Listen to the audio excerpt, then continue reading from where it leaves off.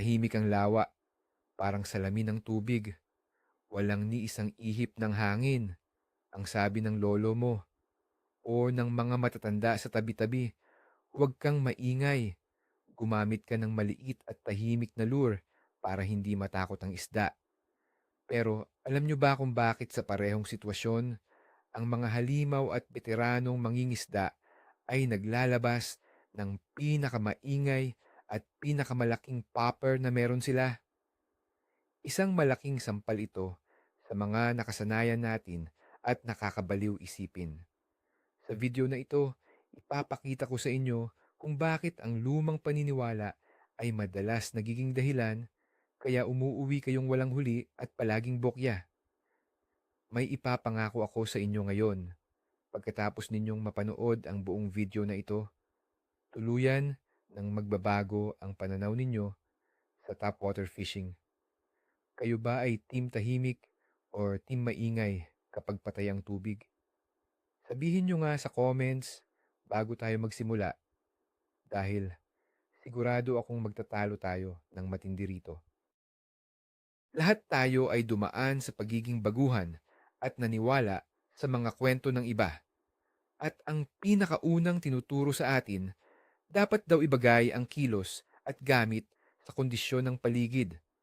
Kapag maalon at maingay, lakasan daw ang aksyon ng pain. Kapag kalmado at tahimik ang tubig, dapat pinulang at huwag na huwag bulabugin ang ibabaw dahil tatakbo ang mga isda. Dekada na nating ginagawa yan ng paulit-ulit at walang pagbabago. Taon-taon natin itong sinusunod. Tapos magtataka tayo, bakit ang katabi natin na ginugulo ang tubig ay siyang panay ang hila ng malalaking isda? Ang isip kasi ng karaniwang mangingisda, ang malakas na tunog sa tahimik na tubig ay parang pagbagsak ng malaking bato na nakakatakot para sa isda. Ang pakiramdam natin ay ginagawa nating tama ang lahat. Nagigising tayo ng napakaaga, pumupunta sa spot habang madilim pa, naghihintay ng tamang tiyempo, tapos uuwing pagod at walang dala. Panahon na para basagin natin ang nakasanayang paniniwala at alamin ang totoong nangyayari sa ilalim ng tubig kapag gumawa kayo ng matinding ingay. Isipin ninyo ang ganitong sitwasyon sa madaling araw. Kayo ay nasa inyong bangka o nakatayo sa gilid ng ilog. Madilim-dilim pa at ang tubig ay napakalinaw at parang salamin. Walang ni isang ihip ng hangin. Kukunin ninyo ang inyong paboritong maliit at tahimik na lure dahil iyon ang sabi ng mga nauna sa inyo. Iyon ang nakasanayan nating lahat. Ihahagis ninyo ng dahan-dahan. Tahimik. Walang ingay na ginagawa. Naghihintay kayo ng kagat, pero lumipas na ang ilang oras ay wala pa rin. Ito ang madalas na nangyayari sa napakaraming mangingisda sa iba't ibang lugar. Ang paniwala natin, kapag tahimik ang tubig at gumamit tayo ng malakas na popper, tatakbo ang mga isda palayo at matatakot. Isang malaking kasinungalingan iyan na pumipigil sa inyo na makabingwit ng tropeyong isda. Ang mga veterano ay may ibang nakikita sa ganitong sitwasyon. Kapag ang tubig ay walang galaw, nangangahulugan iyon na walang ingay na makikipagkumpetensya sa inyong pain. Dito papasok ang tinatawag nating pagtawag ng pansin mula sa malayo. Sa halip na magtago ang isda, ang isang malakas na tunog na ginawa ng sadyang tama ay nagiging hudyat ng masarap na pagkain. Ang katahimikan ng paligid ay hindi ninyo kalaban, kundi isang malaking pagkakataon para iparinig sa buong lawa na may isang malaking pagkain na nagpupumiglas sa ibabaw. Kaya naman, sa halip na itago ang presensya ng inyong pain, dapat ay lalo ninyo itong ipagsigawan para marinig ng lahat ng nakatagong predator. Pumunta tayo sa usaping biyolohiya ng mga isda dahil dito tayo madalas kinukulang sa pag-intindi ng sitwasyon. Ang mga isdang mandaragit ay mayroong linya sa kanilang tagiliran na tinatawag na lateral line. Ito ang nagsisilbing radar nila sa ilalim ng tubig. Kapag ang tubig ay parang salamin sa pagiging kalmado, ang mga isdang ito ay madalas nakatambay lang sa ilalim at minsan ay tinatamad pang kumain. Kung gagamit kayo ng tahimik at maliit na pain, ang mararamdaman lang nila ay isang napakahinang panginginig na madalas ay hindi sapat para gisingin sila sa kanilang pagkatamad at pag-aantok. Pero kapag nagbagsak kayo ng isang maingay at malaking popper, tapos hinila ninyo ng malakas para gumawa ng matinding tilalsik ng tubig, ang radar ng mga isda ay sasabog sa dami ng impormasyong tatanggapin. Ang malakas na pop na iyon ay magpapadala ng malaking alon sa buong paligid na nagsasabing may isang malaking hayop na nahihirapan sa ibabaw. Para sa isang tamad na isda, mas pipiliin niyang umatake sa isang malaking pagkain na madaling hulihin kaysa maghabol ng maliliit at mabilis na isda. Ang ingay sa kalmadong tubig ang nagsisilbing alarm clock nila araw-araw. Imbis na matakot, ang kanilang likas na ugali bilang isang mandaragit ang mananaig sa huli. Ang panginginig ng tubig ay aabot sa pinakamalalim na bahagi, kaya kahit nasa malayo ang isda ay lalapit ito ng mabilis para alamin kung ano ang nag-iingay at maghahanda para umatake. Isang malaking pagkakamali ng mga baguhan ay ang pag-iisip na ang ingay ay laging nagdudulot ng takot para sa isda. Subukan ninyong isipin ang inyong sarili na nagkakape sa gilid ng sapa habang tahimik na nagmamasid sa inyong paligid. Biglang may narinig kayong napakalakas na pagpalag sa ibabaw ng tubig sa hindi kalayuan mula sa inyo. Ano ang una ninyong iisipin?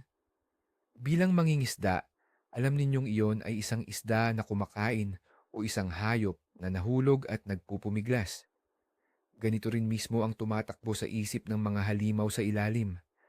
Ang malakas na tunog ng popper sa gitna ng matinding katahimikan ay lumilikha ng isang sadyang ilusyon.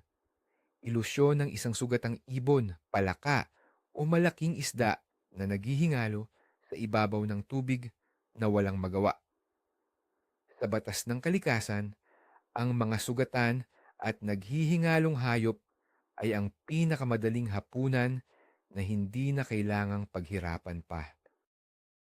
Kaya kapag narinig nila ang malakas na pagbulwak ng tubig dahil sa inyong popper, hindi sila tumatakbo palayo para magtago sa kaba. Sila ay lumalangoy papalapit dahil ayaw nilang palampasin ang isang libre at madaling pagkain na nakahain na sa ibabaw. Ang mga veterano ay hindi nagbebenta ng magandang hitsura ng pain. Ang ibinebenta nila sa isda ay ang tunog at senyales ng matinding kahinaan. Kaya kahit kalmado ang tubig, ang maingay na popper ay nagsasabi sa mga predator na mayroong mahinang biktima na madaling sunggaban bago pa ito makuha ng ibang nag-aabang sa ilalim. Pag-usapan naman natin ang natural na galit ng mga isda. Oo, tama ang narinig ninyo. Hindi lang ito tungkol sa pagkain. Ang mga malalaking isda, lalo na ang mga pinakapangunahing mandaragit sa isang lawa o ilog, ay napaka-agresibo at sobrang mapag-angkin sa kanilang sariling teritoryo. Kapag tahimik ang tubig, pakiramdam nila ay kontrolado nila ang buong paligid na walang kalaban. Tahimik silang nakaposisyon sa tabi ng mga tuod o sa ilalim ng mga makakapal na halaman. Ngayon, kapag dumaan ang inyong maliit at tahimik na pain, baka tingnan lang nila ito at hayaang makadaan. Walang banta para sa kanila. Walang dahilan para magaksaya ng matinding enerhiya sa walang kwentang bagay. Ngunit kapag naghagis kayo ng isang napakaingay na popper at hinila ninyo ito ng malakas sa ibabaw ng kanilang teritoryo, para ninyo silang binastos sa sarili nilang bahay ng harapan. Ang malakas na tunog at malaking tilalsik ng tubig ay hindi lang nangangahulugan ng libreng pagkain. Minsan ito ay itinuturing na isang malaking hamon o banta mula sa isang abusadong nanghihimasok.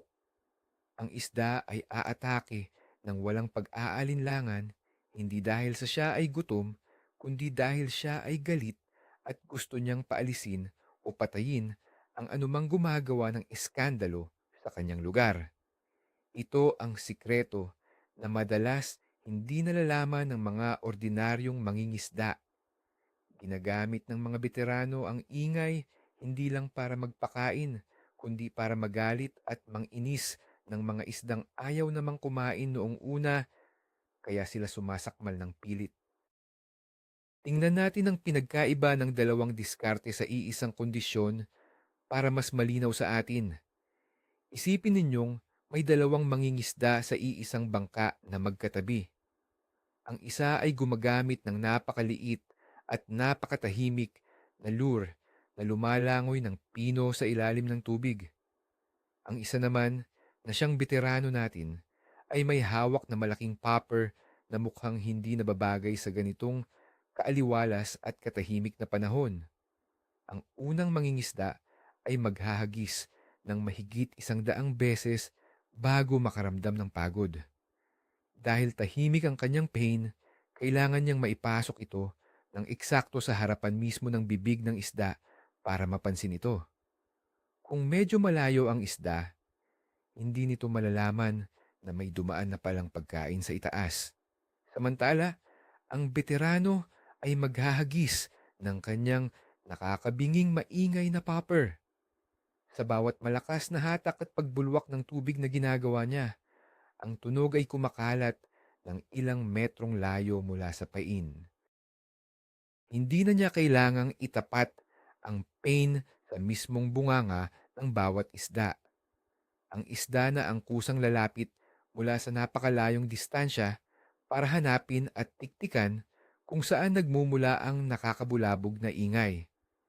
Sa pamamagitan ng paggamit ng maingay na pain, pinalalawak ng veterano ang kanyang sakop na lugar kahit iisang linya lang ang kanyang binabagtas.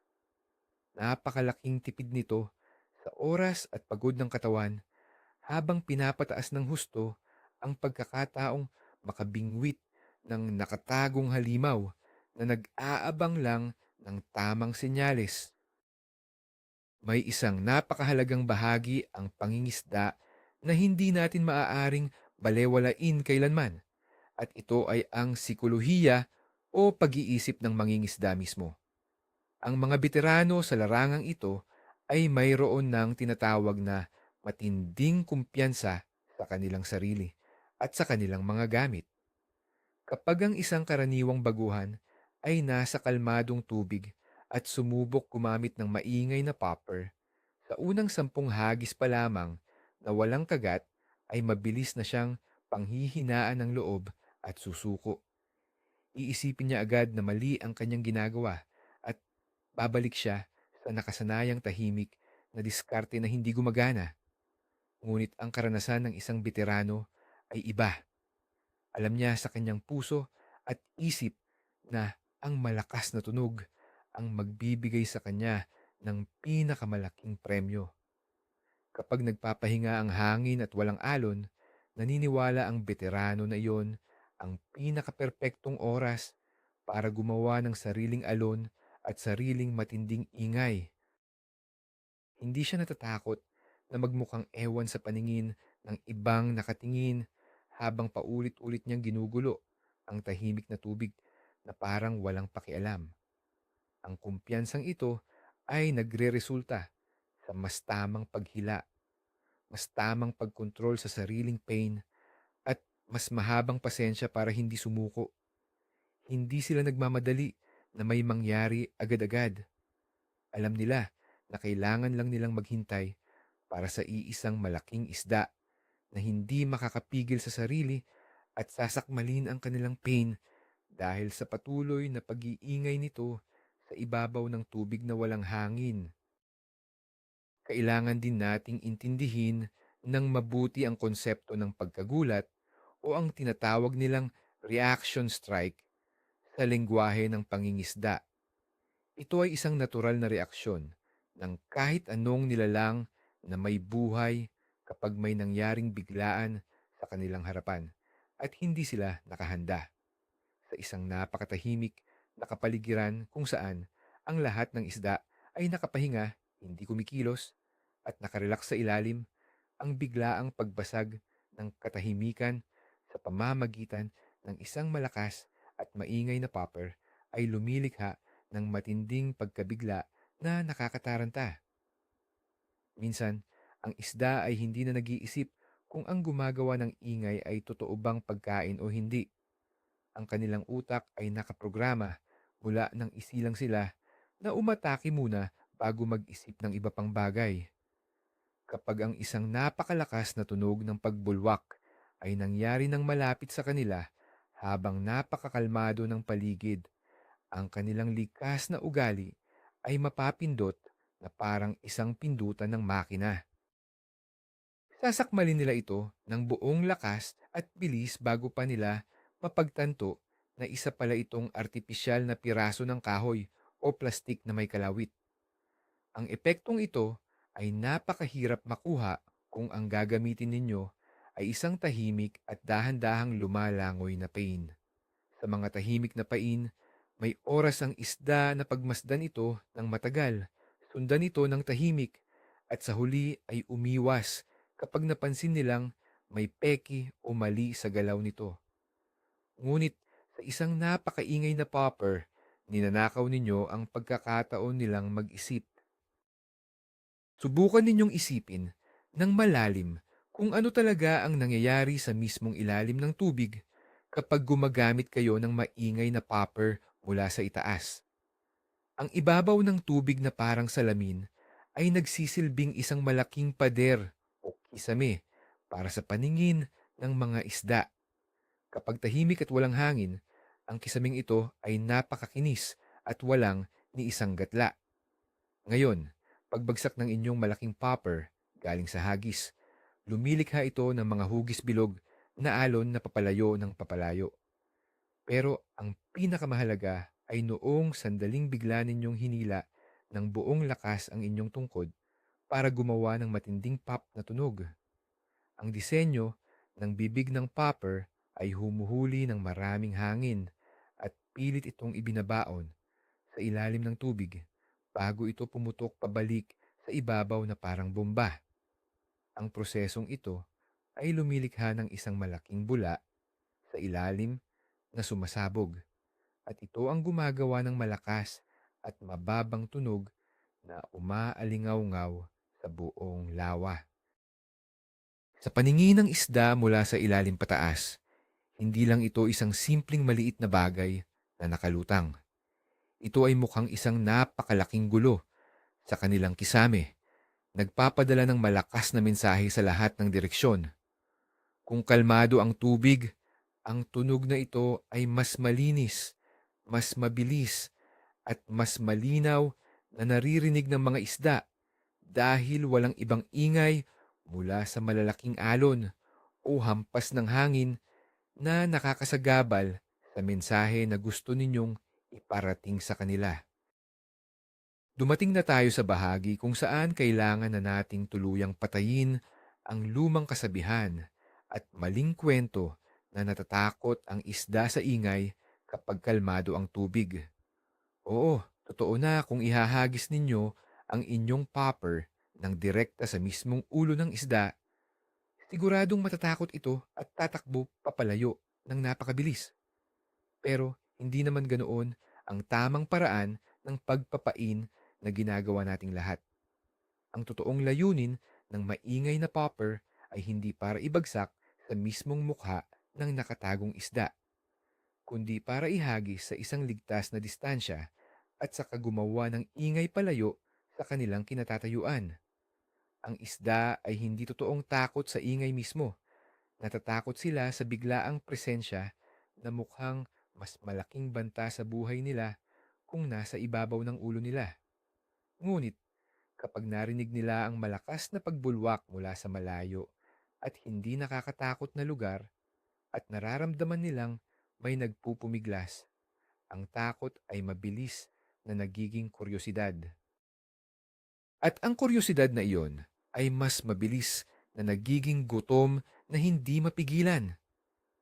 Napakaraming mangingisda ang tumatanda at nagkakauban na hindi nakakahuli ng pinapangarap nilang tropeyong isda dahil nabubuhay sila sa maling paniniwala na ang katahimikan ng tubig ay nangangailangan din ng katahimikan ng mismong mangingisda.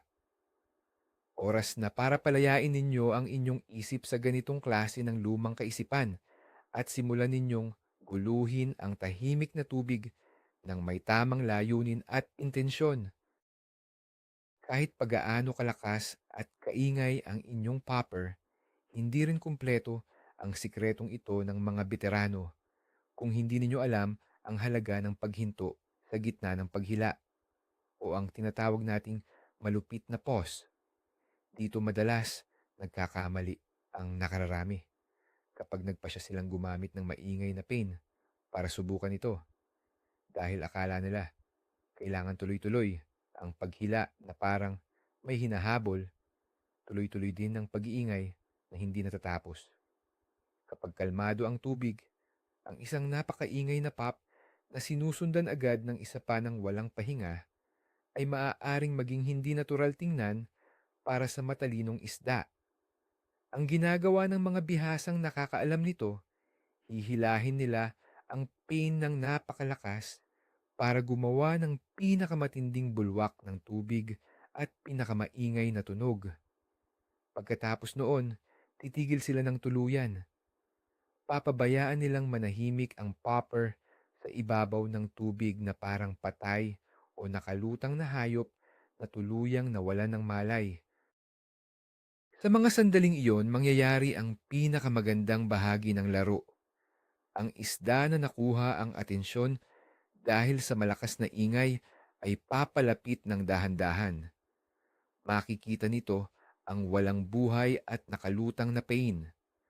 Naghihintay ang isda ng senyalis at kapag gumawa kayong muli ng kahit isang napakaliit na paggalaw, doon magaganap ang pinakamalakas at pinakanakakagulat na pagsakmal mula sa ilalim dahil akala ng isda ay tatakas na ang kanyang pagkain na madali sanang makuha. Pag-usapan natin ngayon kung gaano ba kalayo talaga nakakarating ang tunog kapag walang alon na nakaharang. Kapag maalon ng dagat o lawa at maulan ang panahon, ang ibabaw ng tubig ay puno ng natural na kaguluhan. Maraming bula, maraming tunog ng matinding hangin at nag-uumpog ang tubig mula sa alon. Sa ganitong magulong sitwasyon, kahit gaano pa kaingay ang popper ninyo, ang kabuuang saklaw ng inyong tunog ay nalilimitahan ng malaki dahil natatabunan ito ng natural na ingay ng kalikasan. Pero kapag nagpasya ang kalikasan na patayin ang hangin at pakalmahin ang lahat ng buong araw, ang buong lawa ay nagiging isang dambuhalang tagapagpalakas ng tunog o napakalaking speaker. Walang kahit anong kalaban ng tunog ng inyong popper. Sa bawat malakas na pop na ginagawa ninyo mula sa inyong pwesto, ang nabubuong alon at panginginig ay kayang umabot ng higit sa 20 metro ang layo papunta sa lahat ng direksyon. Nangangahulugan ito na kahit nakatayo lang kayo sa isang lugar maghapon at hindi masyadong gumagalaw, kaya ninyong tawagin ang mga isda mula sa mga malayong lugar na hindi ninyo kailanman abot ng simpleng hagis. Ang kalmadong tubig ang pinakamagandang sitwasyon para iparinig sa lahat ng isda sa buong lugar na mayroong inihandang pista na naghihintay sa ibabaw ng tubig. Imbis na kainisan ninyo ang kawalan ng hangin, gamitin ninyo ito bilang pinakamabisang sandata upang maiparating ang inyong mensahe sa ilalim. Kung medyo nahihirapan pa rin kayong intindihin kung bakit ganito ang eksaktong reaksyon ng isda, ikumpara natin ito sa atin bilang mga ordinaryong tao. Kapag kayo ay nasa loob ng isang napakataong palengke at may bumagsak na barya sa sahig malapit sa inyo, mapapansin ba ninyo iyon ng agad-agad? Malamang ay hindi na, dahil ang daming nagsasalita ng malakas, sobrang maingay, at napakagulo ng paligid. Ganyan din mismo ang pakiramdam ng isda kapag maalon at maingay ang tubig sa itaas nila. Kailangan nila ng sobrang laking ingay para mapansin kayo. Ngayon, ilagay ninyo ang inyong sarili sa loob ng isang napakatahimik na silidaklatan o sa isang bakanting kwarto sa madaling araw na kayo lang mag-isa. Wala kayong naririnig kahit anong kaluskos. Tapos biglang may humampas na napakalaking libro sa mesa sa inyong harapan. Hindi ba kayo magugulat at titingin agad kung saan nanggaling ang gulat na iyon? Mapapatalon pa nga kayo minsan dahil sa sobrang tahimik ng paligid. Ganito rin mismo ang eksaktong nararamdaman ng mga isda. Sa tahimik na lawa, ang bawat maliit na galaw ay nangingibabaw at napakalinaw. At ang isang malakas na hampas sa ibabaw ng tubig gamit ang popper ay isang pangyayaring hindi nila pwedeng balewalain at hindi pansinin. Gustuhin man nilang magtago lang sa ilalim, ang kanilang likas na pagiging mausisa bilang hayop ay pipilitin silang umangat at lumapit sa pinanggalingan ng kalabog. Isa sa pinakamahalagang aspeto ng tamang paggamit ng maingay na popper ay ang tinatawag nilang water displacement o mas kilala sa kung gaano karaming tubig ang natutulak ng pain kapag hinila ito pabigla. Ang mga tahimik na pain ay halos humihiwa lang sa ibabaw ng tubig na parang kutsilyo. Wala masyadong tubig na nabubulabog, walang lakas na nailalabas, at walang matinding bakas na naiiwan sa daanan nito. Kapag ang kalmadong tubig ay binaybay ng sobrang tahimik na pain, mahirap itong mahanap ng mga isda lalo na kung medyo malabo ang ilalim o kung nakatago sila sa pinakamalalim na bahagi ng lawa. Subalit, kapag gumamit kayo ng isang dambuhalang popper na may malaking bunganga at sadyang gumagawa ng matinding ingay, bawat malakas na hatak ninyo ay nagtutulak ng napakaraming tubig paharap at paitaas. Ito ay lumilikha ng isang napakabigat na presyon na nararamdaman ng lahat ng nilalang na may buhay sa malawak na paligid. Ang nararamdamang presyong ito ang tuwirang nagsasabi sa mga naghihintay na predator na ang bagay na nag-iingay sa ibabaw ay may sapat na laki para maging isang napakagandang hapunan. Hindi sila magsasayang ng kanilang pagod para lumangoy pataas sa tahimik na tubig para lang kumuha ng kapiranggot at walang kwentang pagkain. Gusto nila ang malaking premyo na kapalit ng kanilang inilaang enerhiya at iyan mismo ang ilusyong ibinibigay ng pagtulak ng maraming tubig. Pumunta naman tayo sa kung bakit ba talaga nagiging napakakalmado ng tubig paminsan-minsan at paano ito nakakaapekto sa buong katawan at natural na ugali ng isda sa ilalim. Madalas, ang tubig ay nagiging parang salamin sa tuwing panahon ng matinding init o bago magbago ang lagay ng panahon at bago bumagyo. Kapag walang hangin na nagpapasok ng sapat na oxygen sa ibabaw ng tubig at kapag masyadong mainit ang paligid sa labas, ang mga isda ay natural na nagiging sobrang matamlay at mahina kumilos. Bumaba sila sa mas malalim at mas madilim na bahagi para maghanap ng malamig na tubig at nananatili silang hindi gumagalaw maghapon para makatipid sa kailangan nilang enerhiya. Sa sitwasyong ganito kahirap, imposibleng makumbinsi silang kumain kung ang gagamitin ninyo lamang ay maliit at tahimik na pain sa itaas. Hindi nila iyon papansinin kahit kailan dahil hindi sulit ang matinding pagod para sa maliit na pagkain. Ito ang mismong dahilan kaya maraming mangingisda ang umuuwing walang huli at nalulungkot kapag patay ang hangin. Hindi nila alam na ang kailangan ng matamlay at tulog na isda ay isang napakalaking panggising. Ang pagbagsak at pagkalabog ng malaki at maingay na popper ang nagsisilbing matinding shock therapy sa kanilang katawan. Ipinaparating nito sa isda na may isang malaking okasyon na nangyayari sa itaas at kung hindi sila kikilos ng mabilis, siguradong mauunahan sila ng ibang mandaragit na nakapaligid din sa parehong lugar. Isang magandang pangitain sa tubig para sa marami ang makakita ng malaking isda na sumusunod sa inyong pain pero sa huli ay hindi kumakagat. Sa mga araw na sobrang kalmado ang tubig, maraming mangingisda ang madalas nakakaranas nito at nababaliw sa inis. Makikita ninyo ang hugis ng tubig o alon na sumusunod ng dahan-dahan sa inyong maliit na tahimik na pain hanggang sa dulo ng inyong bangka o malapit sa pampang. Tapos, sa huling segundo, ay tatalikod na lang ito bigla at lulubog. Ito ang isa sa pinaka-nakakainis at pinakamasakit na karanasan kapag kayo ay nangingisda. Nangyayari ito ng paulit-ulit dahil napag-aralan na ng husto ng matalinong isda ang inyong tahimik na pain at napagtanto niyang wala pala itong kwenta at isa itong peke. Bakit nangyari iyon? Dahil binigyan ninyo siya ng sobrang sapat na oras at tahimik na kapaligiran para mag-imbestiga ng malapitan. Walang tensyon sa paligid, walang pagmamadali sa panig ng isda.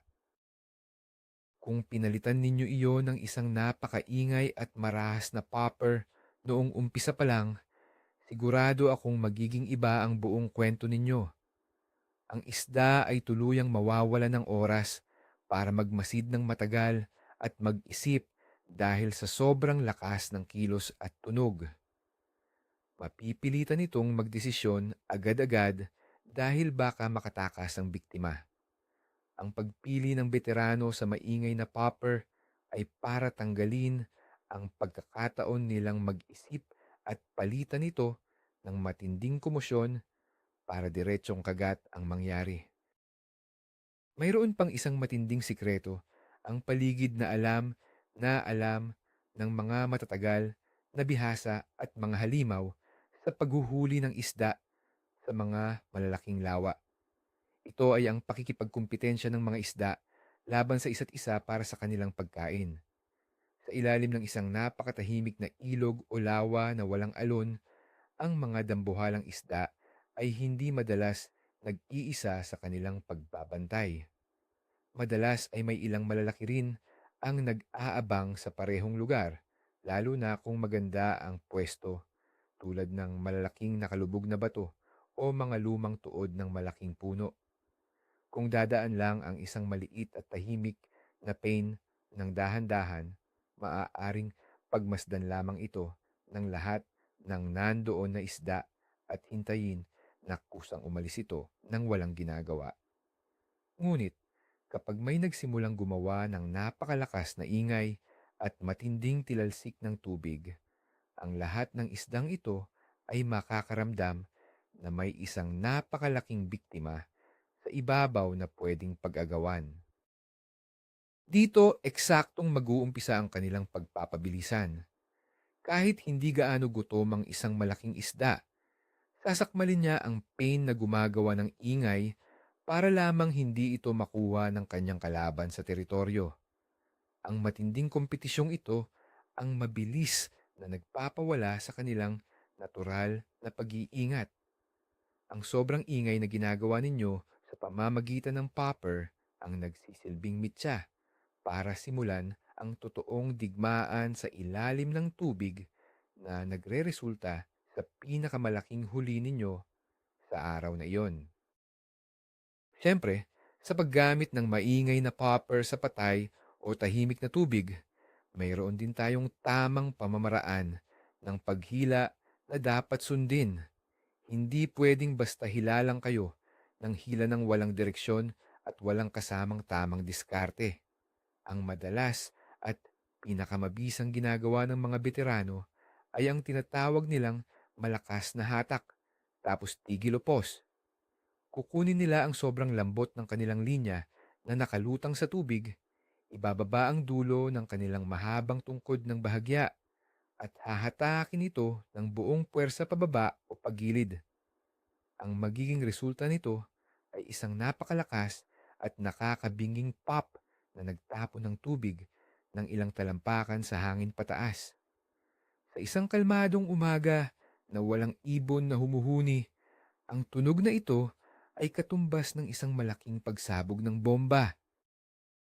Pagkatapos ng napakalakas na hatak na ito, iiwan nilang nakalutang ang pain ng 3 hanggang 5 segundo nang walang ginagawa, or minsan ay mas matagal pa kung kinakailangan. Ang matinding katahimikan na sumunod agad sa malakas na ingay ay unti-unting nagpapabaliw sa inis ng isda sa ilalim. Para bang nagtatanong ang isda sa sarili kung buhay pa ba ang malaking hayop na gumawa ng matinding kalabog na iyon kanina. Habang tahimik ang lahat, lumalapit sila para tingnan itong mabuti, at kapag gumawa kayong muli ng panibagong hatak, ang isda ay mag-aakala na tatakas na ang kanyang biktima. Kaya walang pag-aalinlangang sasagpangin niya ito ng buong puot.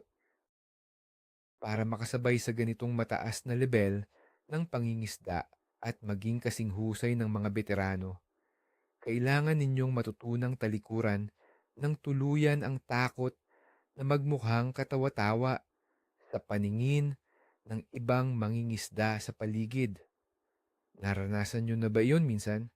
Nasa isang maliit na bangka kayo, ang mga kasama ninyo ay tahimik na tahimik habang dahan-dahang hinihila ang kanilang maliliit na pain sa ilalim. Ang buong kapaligiran ay mapayapa at kalmado. Tapos kayo, naroon sa isang sulok, buong lakas na nagahampas at humahatak ng popper sa ibabaw ng tubig na parang galit na galit sa buong mundo.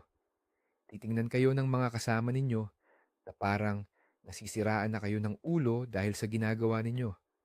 Iisipin nilang lahat na sinisira ninyo ang magandang pwesto at tinatakot ninyo ang mga isda dahil sa ingay. Ngunit habang sila ay nakatitig sa inyo at nagtataka kung bakit kayo maingay, asahan ninyong kayo ang biglang makakatanggap ng pinakamalakas at pinakanakakagulat na atake mula sa isang dambuhalang isda. Iyan mismo ang ginagawa at nararanasan ng isang totoong veterano.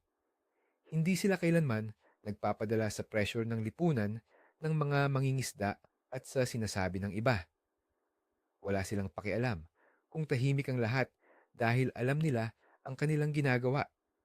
At sa kalikasan ng kalmadong tubig, ang isda na pinakamatamlay ay totoong nangangailangan ng pinakamaingay na gising mula sa inyo. Natatawanan lang nila sa umpisa hanggang makita nila ang laki ng inyong mahuhuli. At ngayon, pagkatapos ng lahat ng preparasyon, dumating na tayo sa pinakainaabangan at pinakamasarap na sandali ng pangingisda. Ang mismong pagsakmal ng dambuhalang isda sa inyong pain, ang malaking pagkakaiba ng huli mula sa isang maliit at tahimik na pain kumpara sa huli mula sa isang maingay na popper sa kalmadong tubig ay sobrang layo na hindi ninyo maiisip. Kapag gumamit kayo ng tahimik na pain, madalas ang kagat ay mahina o tinatawag nating sipsip lamang ng dahan-dahan.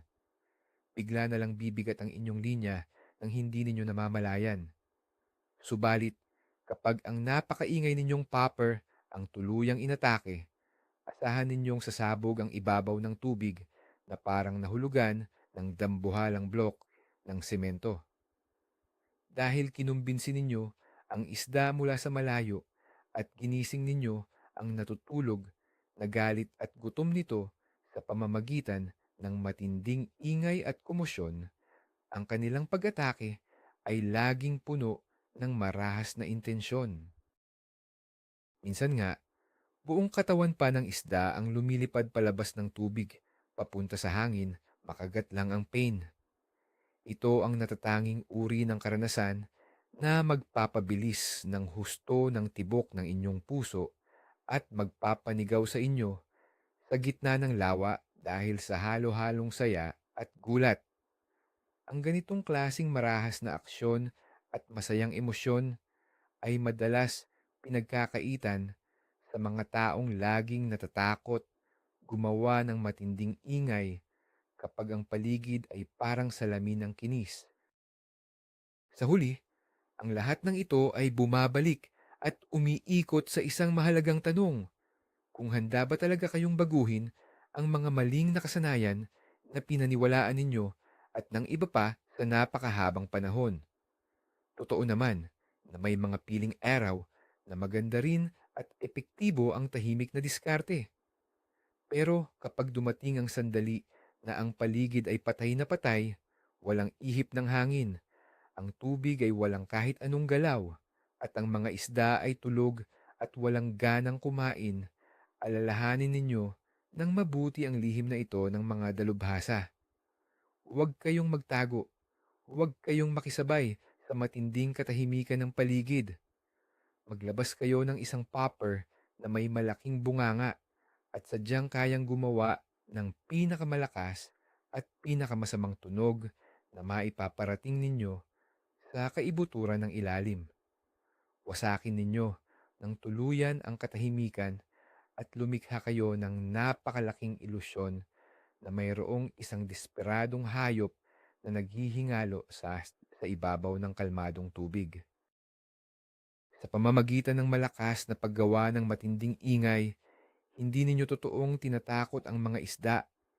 Sa halip, ginagawa ninyo silang labis na interesado, naiinis, at gutom na gutom hanggang hindi nila makontrol ang sarili na umatake. Hayaan ninyo na mang-asar ang iba habang binubulabog ninyo ang tahimik na lawa ng mag-isa, dahil sa pagtatapos ng araw, ang nakakabinging tunog ng inyong popper ang magbibigay ng premyo. Para nating binaliktad ang mundo ng pangingisda ngayon.